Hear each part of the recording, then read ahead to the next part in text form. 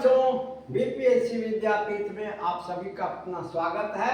और अभी बीपीएससी विद्यापीठ लगातार आप लोगों के लिए रिसेंट एग्जाम को देखते हुए साइंस से रिलेटेड ऑब्जेक्टिव क्वेश्चंस को लेकर उपस्थित हो रहा है। इस संदर्भ में 2 वीडियो जारी किए जा चुके हैं।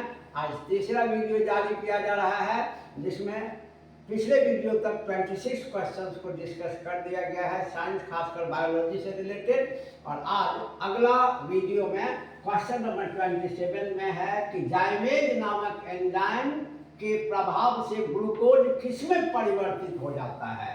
Glycogen, ethyl alcohol, glycogen, ethyl alcohol, methyl alcohol, dimethyl ether. तो इसका आंसर होगा इथाइल अल्कोहल। इसीलिए कि हम सभी जानते हैं एक्चुअली ये क्वेश्चन फर्मेंटेशन से रिलेटेड है। और फर्मेंटेशन में क्या होता है कि ग्लूकोज जो होता है वो इथाइल अल्कोहल नशीला पदार्थ के रूप में चेंज हो जाता है। ये पीने वाला शराब है।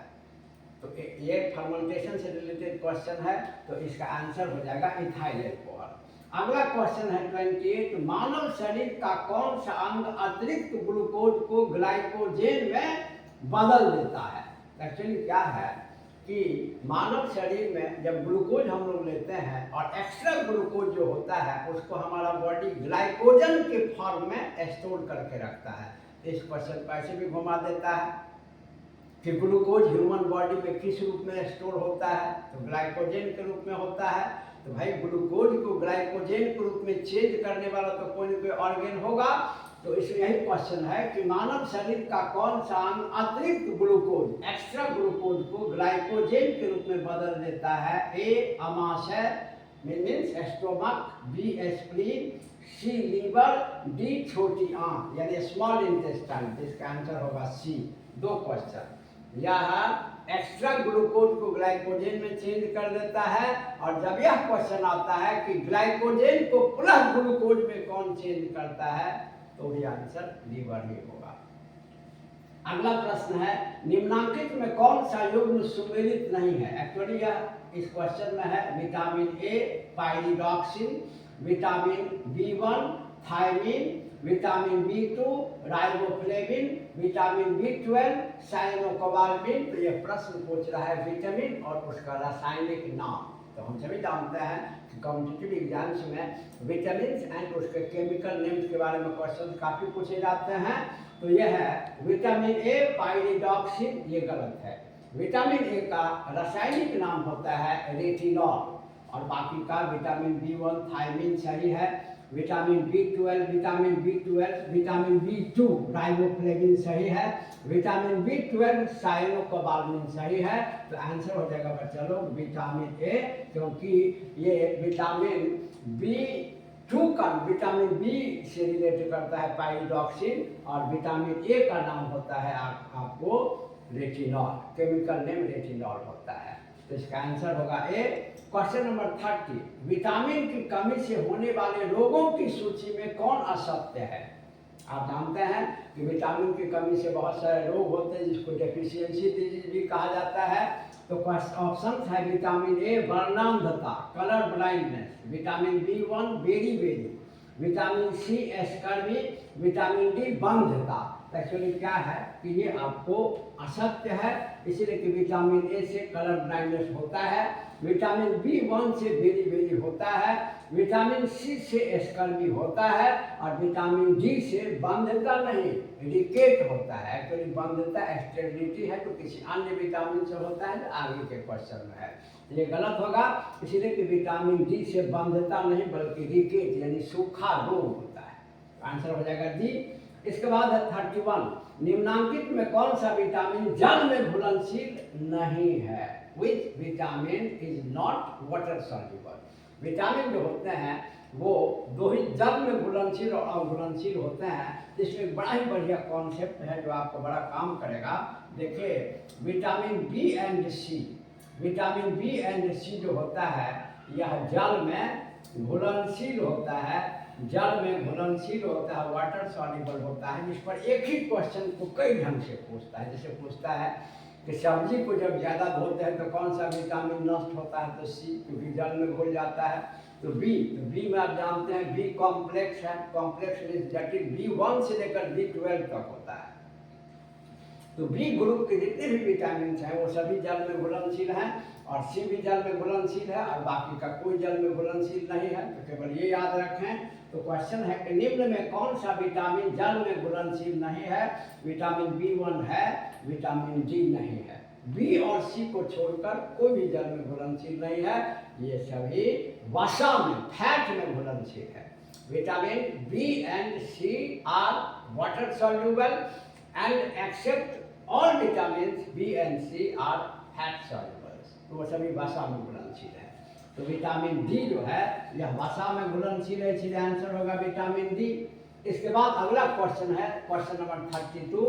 यह कहता है कि वह विटामिन कौन सा है जो किसी मांसाहारी भोजन में नहीं मिलता है? तो वह विटामिन कौन सा है जो किसी मांसाहारी भोजन में नहीं मिलता है? Vitamin A, vitamin C, vitamin B12, vitamin K. इसका आंसर हो जाएगा बच्चे लोग विटामिन सी, क्योंकि विटामिन सी किसी भी मांसाहारी भोजन में नहीं मिलता। इसके बाद है क्वेश्चन नंबर 33। किस विटामिन की कमी से अरक्तता, अनीमिया, या इसको रक्ताल्पता भी कहते हैं, एक्चुअली क्या है? तो अरक्तता वह बीमारी है जिसमें ब्लड की कमी, और खास करके जो ब्लड का मेन कंपोनेंट है हेमोग्लोबिन या RBC, वो कम हो जाता है। इसी को अरक्तता कहते हैं। तो अरक्तता जो होता है वो ऑप्शन है vitamin B1, vitamin E, vitamin C, vitamin B12। इसका आंसर होगा vitamin B12। Vitamin B12 iron का बहुत बड़ा स्रोत होता है, और आयरन की जब कमी होगी तो आपको अनीमिया नामक रोग होगा, यानी रक्त अल्पता होगा। तो इसका आंसर होगा विटामिन B12। अगला प्रश्न है क्वेश्चन नंबर 34। विटामिन B12 का मुख्य घटक धातु, मेन कंपोनेंट मेटल कौन सा है? तो विटामिन B12 का मुख्य घटक धातु जैसे आयरन, मैग्नीशियम, जिंक, कोबाल्ट। तो विटामिन B12 का सबसे मुख्य घटक कोबाल्ट है, ठीक है, इसीलिए इसका रासायनिक नाम है साइनोकोबालामीन। विटामिन B12 का सबसे मुख्य घटक कोबाल्ट है। इसके बाद है क्वेश्चन नंबर 35। एपिथेलियल ऊतकों, एपिथेलियल टिश्यूज या एपिथेलियल सेल की वृद्धि के लिए कौन सा विटामिन अनिवार्य है? तो ध्यान रखें कि एपिथेलियल सेल जो होता है यह प्रजनन की क्षमता से संबंधित होता है। एक्चुअली एपिथेलियल सेल की वृद्धि से व्यक्ति में प्रजनन क्षमता होती है, प्रजनन क्षमता की वृद्धि होती है, और अगर एपिथेलियल सेल घट गया तो प्रजनन क्षमता घट जाएगा, जिसी को कहते हैं बंध्यता।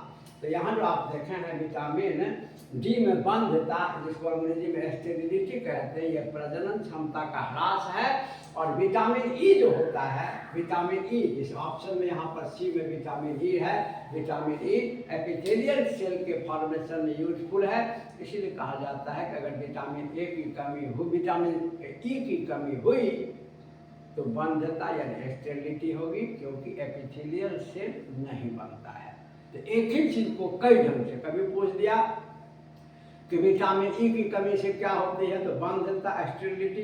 अब इसी को घुमा दिया एपिथेलियल ऊतकों की वृद्धि के लिए कौन सा विटामिन, तो विटामिन ई। या कभी पूछ दिया कि विटामिन ई की कमी से शरीर में किसका फॉर्मेशन कम हो जाता है, एपिथेलियल।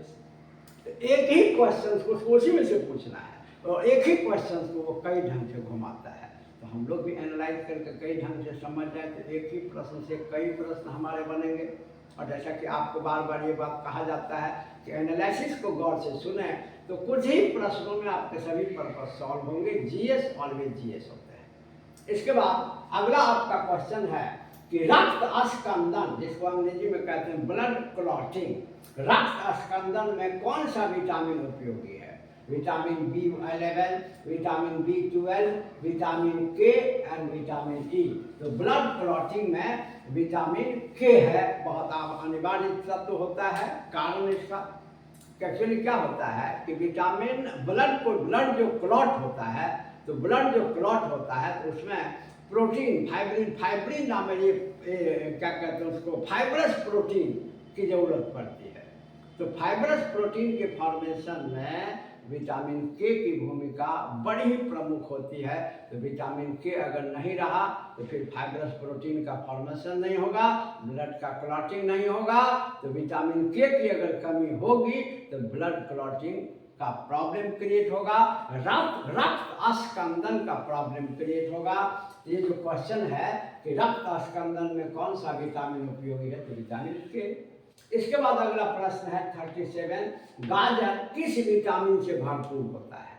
तो ऑलवेज गाजर विटामिन ए से भरपूर होता है, क्योंकि गाजर जो होता है उसमें कैरोटीन होता है और कैरोटीन से विटामिन ए का फॉर्मेशन होता है। तो जब यह प्रश्न पूछा जाता है कि गाजर किस विटामिन से भरपूर होता है, तो विटामिन ए से भरपूर होता है।